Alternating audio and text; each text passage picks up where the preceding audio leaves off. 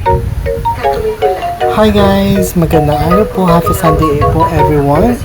So, unahin ko nasan ako. Siyempre, nandito po tayo sa Barangay San Vicente, Santo Tomas, Batangas.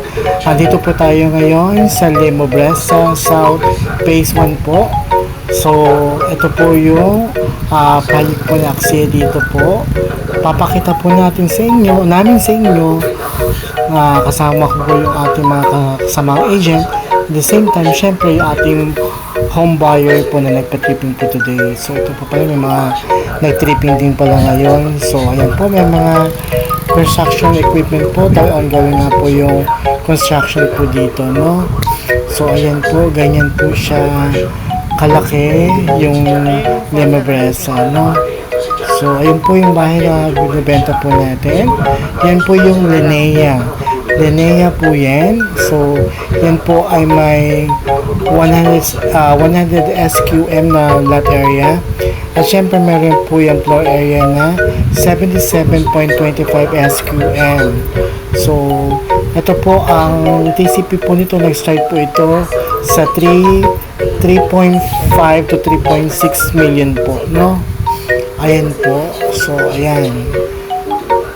So guys, syempre yung mga binabagit ko pong price, syempre once po yun ay hindi po yan permanente, syempre nagbabago-bago po yan kasi syempre po tumataas po, depende po yan sa nilalabas po na updated price po ni Lemo Bresa. So ayan po, so meron po pala itong dining area, kitchen area, living area.